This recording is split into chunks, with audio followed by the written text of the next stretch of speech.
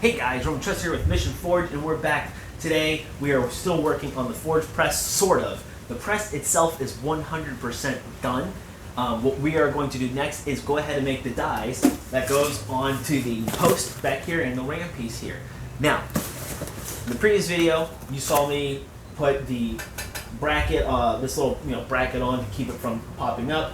Putting a bracket down on the ground here for the foot pedal. And welding these beads on top of this a little bit so that way the bracket stays in a certain spot, so it'll help move back and forth with the ram here. So, and while I was working on it, the steel arrived. So let's figure out what kind of steel I ordered. I honestly can't remember. I remember it's this tool steel. So according to this, I had ordered A36, that's what it was, A36 tool steel.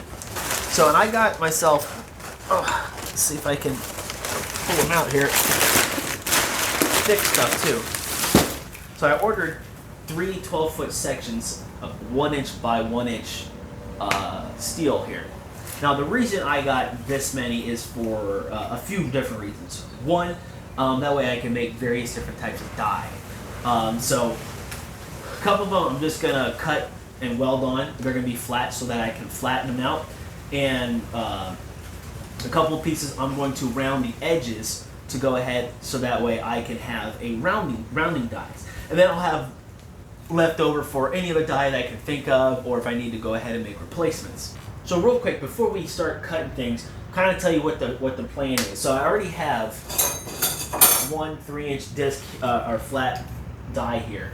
I got to cut at least 3 more out.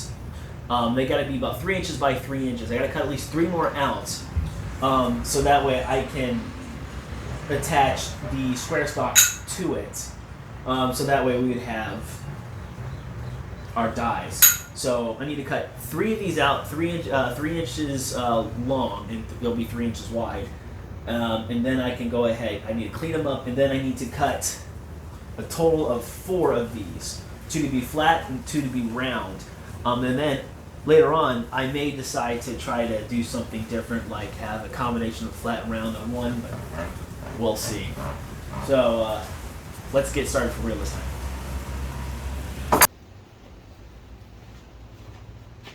Okay, so I got all 4 blocks cut out, and I got the 3-inch plates. So these are just like a 1/4 inch shy of 3 inches long. So that way I'll have plenty of room to weld this on, so it's not going to be sticking out. Also, I went ahead and cleaned off all the forks or mill scale off of it, just using an angle grinder to show you all that. So now what I'm going to do is I'm going to make 3 of them now by welding on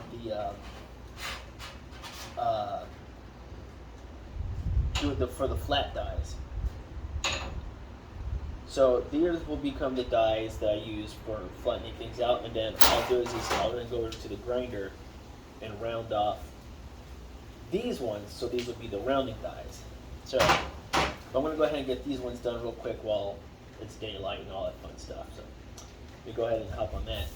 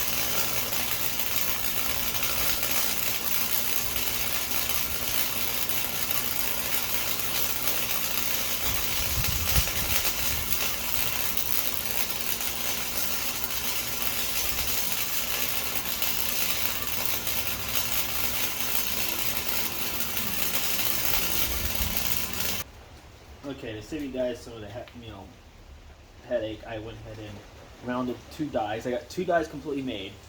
So I'll show you. Take the camera over here. So I got the flat dies here. What I didn't quite realize was as I weld these on, the plates that this weld onto kind of bowed a little bit, so I had to grind it down to get it to fit. And also the actual brackets here I had to grind down too because the welds were so much bigger. Because this is such a thick bar here, my welder is only ready to go up to 3/16, so I had to go put a thick bead on. But nonetheless, took care of that, ground these down, got these on now. So now I got my flat dies here, and now I'm gonna go ahead and weld up together my rounding dies, and we'll give this a test run as soon as it's done.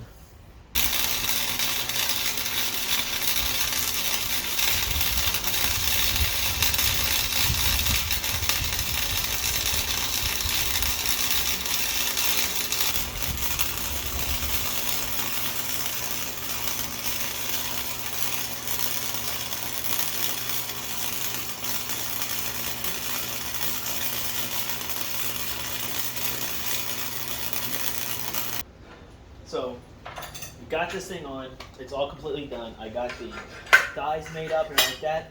So what I'm gonna do next is I'm gonna go ahead and fire up the forge real quick. We're gonna give this thing a real quick test run and see how it does. I'm pretty excited about this. It's finally done. So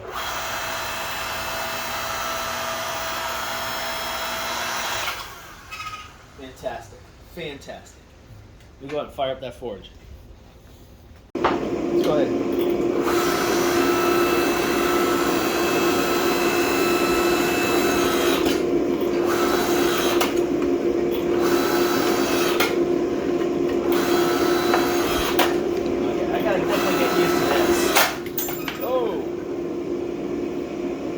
That broke that. Well, it was doing a good job. So let me fix that.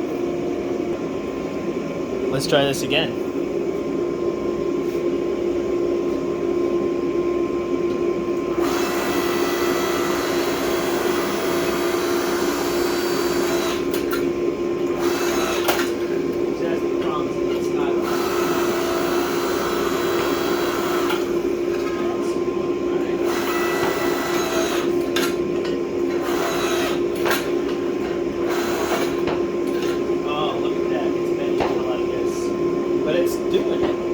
I gotta come up with a new solution for that.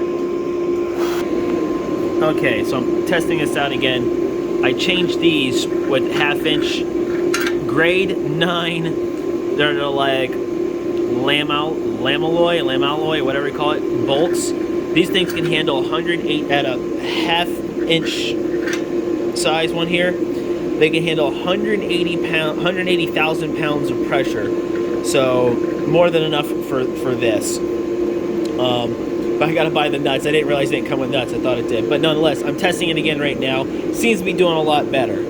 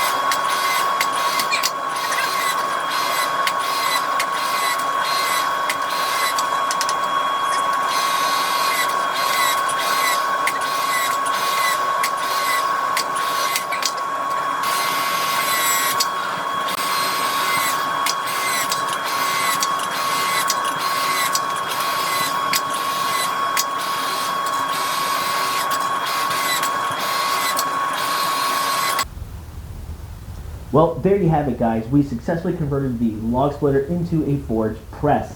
Little hiccups along the way during the first round of testing, like these bolts had broke, So I had to get ones that were like real heavy duty. These are 1/2 inch bolts that I use. Are 4.5 inches long, and they are L9 or grade 9 bolts.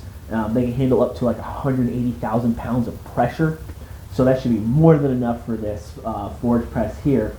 So, you know, I had to drill the holes out a little bigger, put those through, but it worked just fine. You know, a couple little things here you saw, like it will stick or something like that. And that might be because this is sticking. I'm not 100% sure yet, but I'll get that worked out. But nonetheless, though, was it successful? What do you guys think? I say it was. Now, I get it that it's a railroad spike, not necessarily the highest in carbon steel, but it was more of a proof of concept to show it worked. Is there some learning curve to it? Yes. Is it perfect? No. You know, is this as good as a professional grade forge press? No. But I don't plan on using it that much for anything other than getting some Damascus steel really thinned out much faster than I can by hand. You know, it'll save me some steel because it won't lose the steel during the forging process. You know, it'll get done quicker. My arm won't get as tired. I won't go through as much gas. So this will really help with that. You know, I'm not talking about making sword size billets, but it should help if I'm making knife size billets. But with that, guys, this was a really fun project, and hopefully this will help you out if you decide you want to make your own forge presses. Now, I know that this is, not everybody's going to have this style forge press or log splitter. I know some people have different styles, maybe pistons in the back and different manufacturers, but I hope nonetheless that this still helps inspire you, give you some ideas on things that you can do for your log press, log splitter, and turning it into a press, you know, and keep those creative juices flowing. So, with that, guys, oh, by the way, the cost of all this, maybe about $700 total. Okay, that's with the forge press, the steel, the bolts, you know, the pedal, all that stuff. About maybe $700. So not too bad. It took me a while to get everything and put together, but hey, you know, that's all right. I got nothing but time. So with that, guys, hopefully you found these videos helpful, entertaining, exciting, educational. If you have, go ahead and hit that like button. Also got any comments or suggestions, leave them down below, and hit that subscribe button and click that bell for more notifications. With that, guys, thanks for watching, and I'll see you later.